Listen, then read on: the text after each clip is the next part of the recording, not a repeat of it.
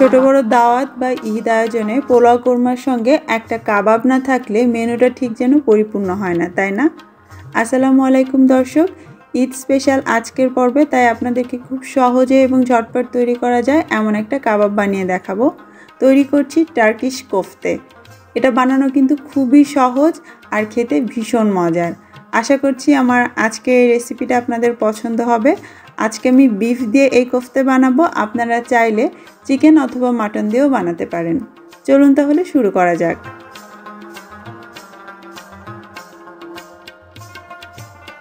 আজকের কোফতা বানানোর জন্য এখানে আমি 500 গ্রাম নিয়েছি বিফ কিমা। চেষ্টা করবেন অবশ্যই চর্বি সহ কিমাটা ব্যবহার করতে।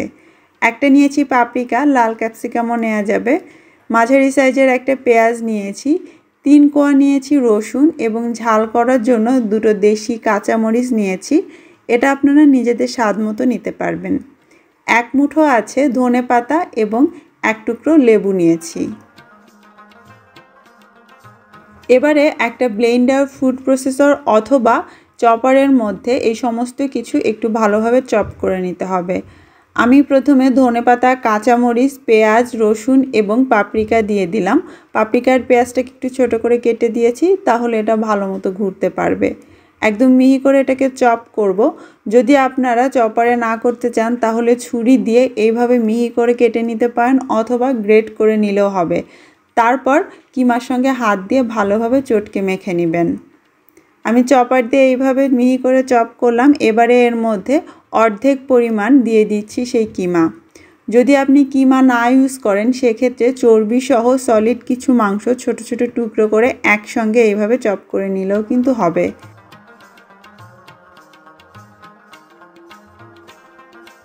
কিমা খুব ভালোভাবে হাতে ডলে ডলে চটকে মেখে নিলেও হবে, তবে কাজ সহজ করার জন্য এরকম একটা চপার ইউজও করতে পারেন। আর দেখতে পাচ্ছেন টেক্সচারটা ঠিক এরকম হবে। এখন এর মধ্যে আমি প্রথমে 1/3 কাপ দিয়ে দিব ব্রেড ক্রাম্ব। এর পরিবর্তে আপনি চাইলে পাউরুটিও দিতে পারেন ছোট টুকরো করে। সাথে 1 চা চামচ দিয়ে দিচ্ছি টেলে নেওয়া ধনের গুঁড়ো, আধা চা চামচ দিচ্ছি লবণ, আধা চা চামচ গোলমরিচের গুঁড়ো দিচ্ছি, সেই সঙ্গে আধা চা চামচ যাচ্ছে বেকিং সোডা, অবশ্যই দিতে হবে এটা।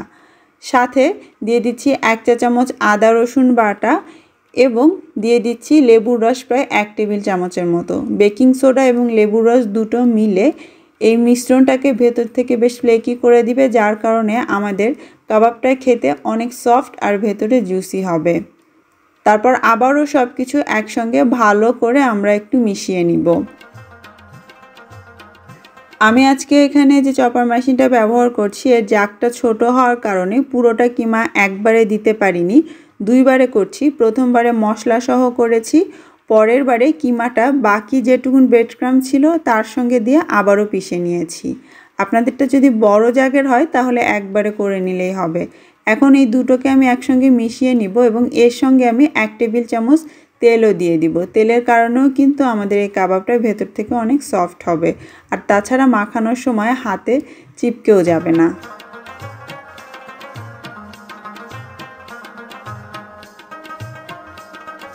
এখন আমরা কোফতের শেপ দিব, তার জন্য হাতে একটু তেল মেখে নিচ্ছি যাতে স্মুথলি শেপটা দেয়া যায়। তারপর মাংসের মিশ্রণ থেকে কিছুটা অংশ নিয়ে হাতের মধ্যে ঘুরিয়ে একটা গোল বলের মতো পাকিয়ে নিব এবং আঙুলের তলায় চেপে পাতলা করে কোফতের শেপ দিব। এটা কিন্তু যখন ভাজা হয় তখন বেশ শ্রিঙ্ক করে যায়, সাইজে ছোট হয় এবং একটু মোটাও হয়ে যায়। তাই যে সাইজে আপনি বানাতে চাচ্ছেন তার থেকে অবশ্যই বেশ কিছুটা পাতলা এবং বড় করে আপনাকে শেপ দিতে হবে। আর টার্কিশ কোফতে ট্রেডিশনাল লুক এরকমই হয়, আঙুলের ছাপওয়ালা।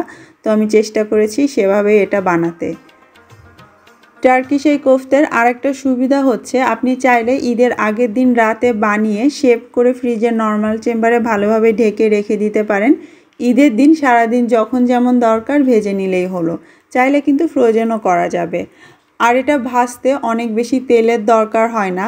যে তাওয়া, প্যান বা কড়াই আপনি নেবেন তার তলায় মোটামুটি তেল থাকলেই হবে। আমি এখানে 2 টেবিল চামচের মতো তেল দিয়ে নিলাম এবং এটা গরম হলে এর মধ্যে আমরা কোফতাগুলো দিয়ে ভেজে নিব।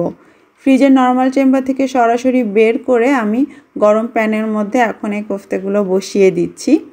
আর চুলার আঁচটা আমি রেখেছি মিডিয়ামে। মিডিয়াম আঁচে এপিট ওপিট করে আমরা ভেজে নিব।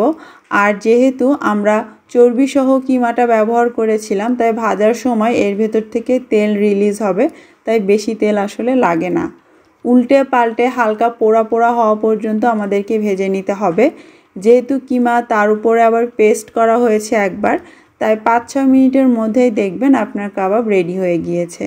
আর দেখতেই পাচ্ছেন পাতলা কাবাবগুলো কিন্তু একটু মোটাও হয়েছে আর সাইজেও ছোট হয়েছে, তাই বানানোর সময় অবশ্যই পাতলা এবং একটু সাইজে বড় করে বানাবেন। আর কাবাব ভাজা হয়ে যাওয়ার পর কড়াইতে যে তেল থেকে যায়, চাইলে টার্কিশ ওয়েতে তার মধ্যে কিছু টমেটো, পেঁয়াজ, পাপরিকা, মরিচ এগুলো হালকা সটে করে নিতে পারেন, একটু পোড়া পোড়া করে।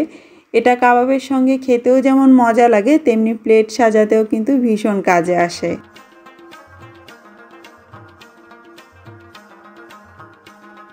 মিডিয়াম হাই আছে হালকা একটু পোড়া পোড়া করে আমি সবজিগুলো সটে করে নিয়েছি।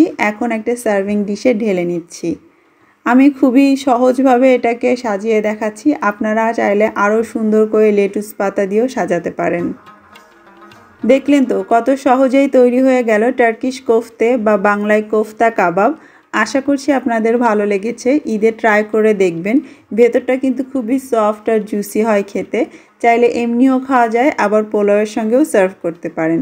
যদি কেউ বানান তাহলে কেমন হলো সেটা আমাকে জানাতে পারেন কমেন্ট বক্সে, অথবা আমার ফেসবুক গ্রুপ ফুড ফ্যান্টাসিতে ছবি সহ শেয়ার করতে পারেন। ভালো থাকবেন সবাই। ঈদ মোবারক।